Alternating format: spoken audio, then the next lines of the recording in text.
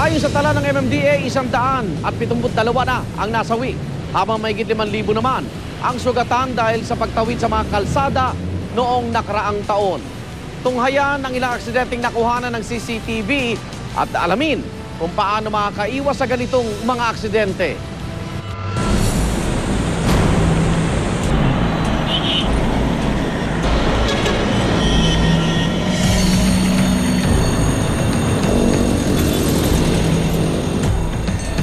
Susuriin natin kung ano ang mga basic na dahilan kung bakit nagkakaroon ng banggaan between vehicle drivers or vehicle at ang ating mga pedestrian.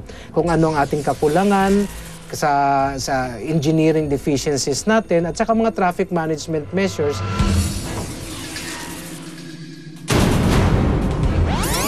Ang unang may kasalanan dyan, yung motorsiklo, kasi nag-counterflow siya. Nalito ngayon yung pedestrian. Ang fault ng pedestrian doon ay siyempre nga dapat meron ka palagi kang may stop, look, and listen. Bago ka mag-continue na, hindi porke may nauna sa'yo, okay na yung nauna, ibig sabihin okay ka na. At saka sana may separator, may median island, para yung nagko-cross ng mga pedestrian, merong matatayuan, safe from the vehicles. Nawala na. Napasok na sa ilalim ng truck. Ang nangyari sa pedestrian na nag-cross dito ay natakot siya kaya umatras siya. Nakalimutan niya na meron na namang sasakyang kasunod. So yung kasunod na sasakyan ang nakasagasa sa kanya. Kulang siya sa facilities. Wala ang oras kung kailan magkocross ang pedestrian, di ba? So ang mga pedestrian dito nakikipagsapalaran, palakasan na lang ng loob. Kaya nga nangyari sa kanila, nakikipagpatentero sila sa mga vehicles. Ayun no, kaya nakahinto. Yan. Nasa ilalim ng truck. Yun. This is more of a traffic, parang engineering deficiency. Dapat ito, meron ka na lang sigurong pedestrian overpass or maglagay ka nga ng pedestrian crossing signal light para at least may stop muna ang mga sasakyan bago mag-cross ang tao. In front ito ng mall, di ba? Kaya marami talagang tumatawid dito. At makikita mo rin na meron ditong istasyon ng MRT na pwede mong gamitin as a pedestrian overpass. At kung makikita natin sa scene, halos lahat sila ay talaga naman nag-cross. Kaya lang medyo meron lang talagang nahagip ng taxi. At fault dito talaga ay ang tao. Kasi nag-cross yan, samantalang meron naman siyang dapat gamitin na facility. Dapat may signage ka dito na no crossing o kaya maglagay ka ng pedestrian crossing signal light. Para pipindot ang tao, i-stop yan, lalakad ka, magkocross ngayon ng tao. Isa sa magandang pangyayari dito sa scene na ito, yung taxi driver ay very responsible. But then, yung taxi huminto. At mukhang isinakay pa yung mag-ama na nasagi niya para dalhin daw sa hospital. Sa pagbubukas po ng klase ngayong taon, tinatayang 24 na milyong mga mag-aaral ang pumasok mula po sa kinder hanggang high school. Ayon sa pag-aaral ng Safe Kids Philippines, mga bata 16 anyos pababa ang madalas nabubundol. Alamin po ang tips kung paano masisiguro po na ligtas ang inyong mga anak habang nasa kalsada.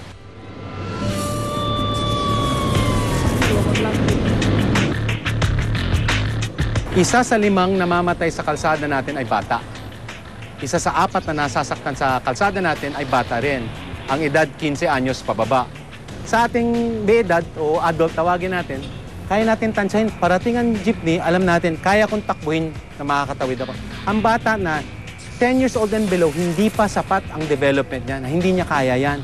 So ang pinapayo natin ay dapat may supervision o may kasamang nakatatanda ang bata na 9 years old and below. Pag 10 years old, pwede nang turuan para maging siyang pedestrian na mag-isa, maglalakad siya na mag-isa. Yung mas bata doon, pwede mo nang turuan pero hindi mo pwedeng pabayaan na maglakad o tumuwid na mag-isa.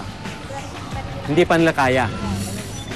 Ngayon sa paaralan naman, tinuturo rin naman natin yung mga safety measures tungkol sa mga pagtawid. No? Bawal tumawid sa may kalsada kasi mababangga niya sa sakyan. Sino nagtuturo? Si teacher. Anong sabi ni teacher? Tumawid sa may tulay.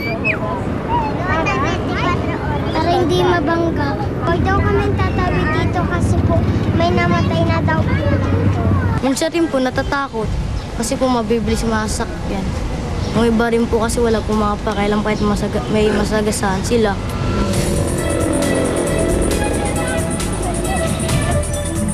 Minsan kasi sa labasan ng mga eskwelahan, paglabas ng mga bata, kalat kagad sa kalye yon. Eh doon talaga nagkakaproblema, doon nagkakatamaan ng mga bata at mga sasakyan.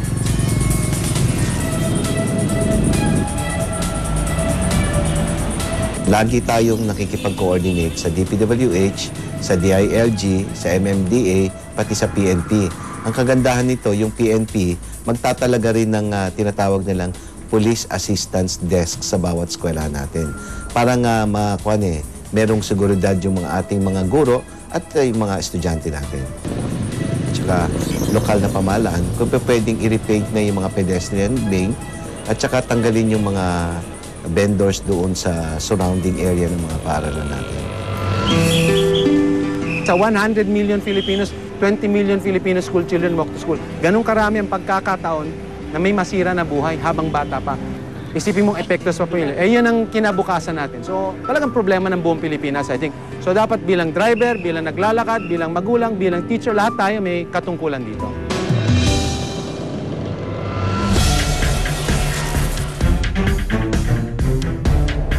Ayaw mo maging biktima na masagasaan, unang-unang rule doon, huwag kang aapak sa kalye. Or pwedeng, ang labasan ng mga bata, huwag niyong gagawin sa main road.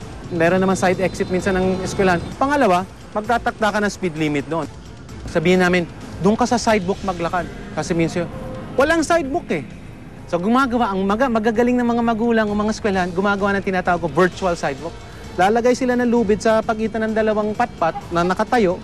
Habang pasukan labasan ng mga bata, may sidewalk. Pagkatapos, tatanggalin ulit. Tapos kung may kaliitan yung bata, ang sinasabi namin, kung may payo ka, ay itaas mo yung kamay mo para nakikita ng driver na, oy, may bata doon, ano? In groups, mas maganda in groups. Tapos magsuot kayo ng yellow, ng orange, ng lahat ng matitingkad na kulay suot nyo. Huwag ibibili ng kapote na itim, puno asul. Bili ng dilaw, ng orange, yung pinakamatingkad na kulay. Pati ang payong, pati ang bag. Kung pwede lagyan ng reflector. Kasi parating sinasabi sa amin ng mga driver na nakakabundol ng bata, hindi ko nakita yung bata. Huwag kang maglalakad na dala yung bata na yung bata ang nakaharap sa sasakyan. Dapat parating ang bata ay nasa loob. Mas maganda kung nakaharap ka sa parating na traffic para nagkakatingin na kayo at kita mo ang parating kasi maraming nabubundan mula sa likuran.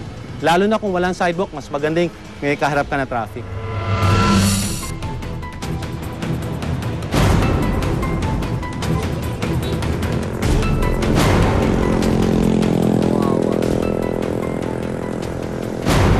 Di ba rin takot naman sa kasaan kayo?